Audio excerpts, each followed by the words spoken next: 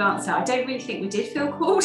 There was an opportunity and we saw the opportunity, we thought about it, prayed about it, loved the sound of it, had other people pray with us and think about it with us, and we just felt, let's go. And we felt really peaceful about it once we prayed about it, but I never felt like there was a particular, Jonah moment, go to Nineveh, go to Colombia kind of thing. There was an opportunity. I think for us, when we went to the office, it was really weird because we were just pushing a door and we came out of there going, this could be incredible, but there's 1,000 things that have to fit in place. I had a job, Katharine had a job, we were heavily involved in church life, we had 2 kids, lots of things that needed to fit into place. And so it's like, we're going to walk the path. If everything starts to happen and fall into place, then we will go. And from then on, it was just miracle after miracle after miracle. And every door literally flung open. And as the word says, a door that God opens, no man can shut. So we just kept walking. Oh, it was wonderful. Straight away, the warm welcome. They're so warm and friendly, the Colombians, and enthusiastic. And the kids loved the weather straight away. And the animals, the parrots flying about and stuff. It was lovely to have such a great welcome. A little bit of a different story for me. So me coming from someone that actually thought he might be able to communicate in a little bit of Spanish, and then hearing the speed at which a Colombian speaks and realizing that he couldn't even understand, let alone enter a conversation. My first experience was, oh my goodness, what have I done? There was that moment where I've just had all of my communication skills have been stripped from me.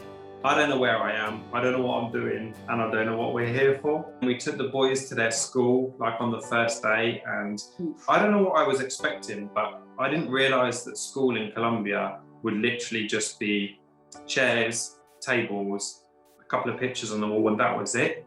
Like, I just wasn't ready for that. I wasn't ready to leave my children in that place where no one spoke English at all. Even the English teacher was struggling, shall we say. They were then taught by our boys while they were out there. But I think it was quite extreme. It was quite hard hitting, but it's amazing how quickly you learn to love it and learn to love everything about it.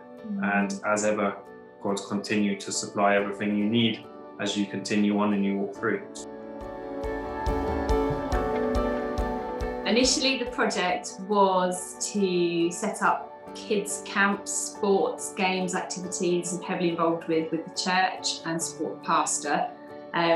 When COVID kind of struck, we'd been there maybe 6 weeks, we were just getting into it. We'd done children's work over here for many years, and so the pastor had cottoned onto this and he said, right, okay, can you redo the children's work for the church?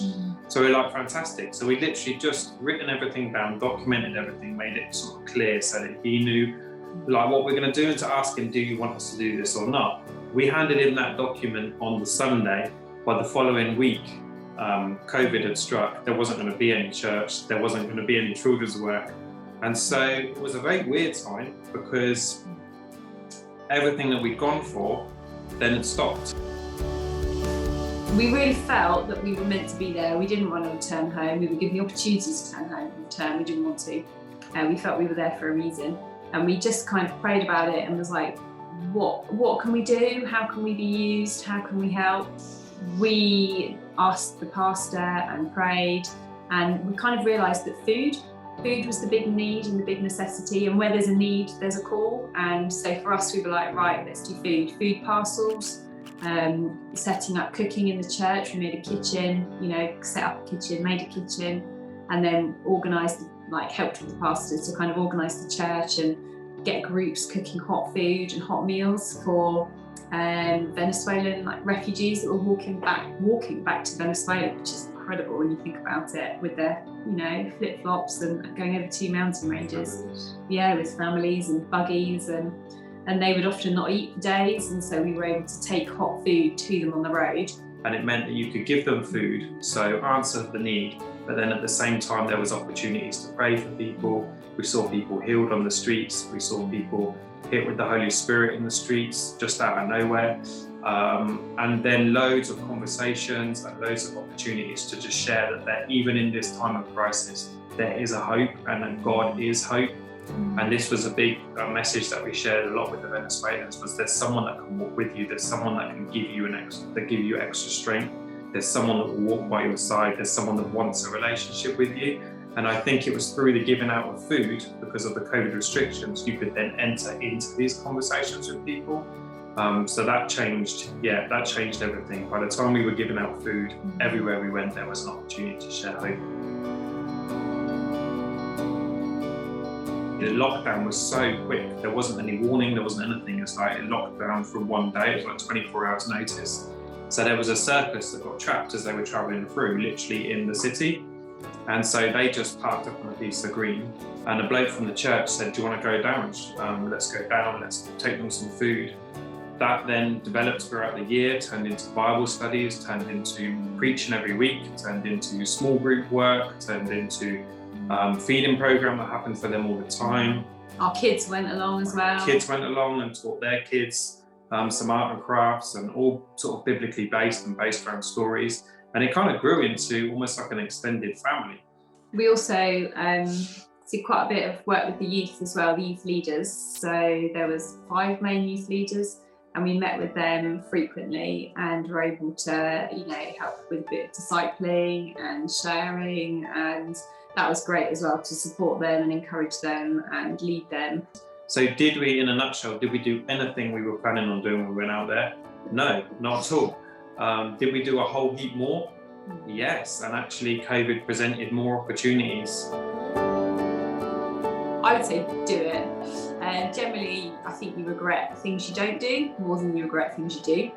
Having said that, we did pray about it and get peace, and had other people pray about it as well. So, whilst I'm saying do it, do pray about it as well. And as a family, it really brought us closer as a family. We had so much time together, so much time serving God together. And that was a real family quality time year. I would also say that there will look like 1,000 things that are good reasons not to go. And you can dwell on them, and it's easy to dwell on them. And you know what? Fair enough if you do dwell on them, because there's a lot of them. I think to begin with, I possibly wrote ourselves off because we were a family and because we had small kids. And therefore, us two together, oh yeah, that would be fantastic. Let's go and do whatever. But I think actually it was more beneficial having children, because they break down barriers that we couldn't break down by just being themselves. And I think they completed the mission trip, as it were. They are amazing witnesses, natural witnesses, and they have this ability to just be themselves. Conversations start in ways that they don't know what they're doing, they're just being themselves. But opportunities start, relationships with other families start.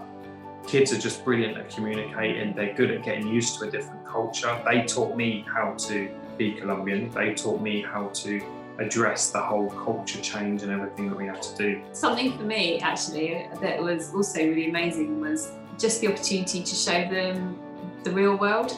So, not everybody lives in a big detached house, and not everybody has computers and whatever else. And to show them, their faces when they saw just some of the living conditions that people are in all around the world, and actually then knowing that they could actually also be a little part of a solution, not to everybody, not to everything, but to somebody in some situation. And that was great as well.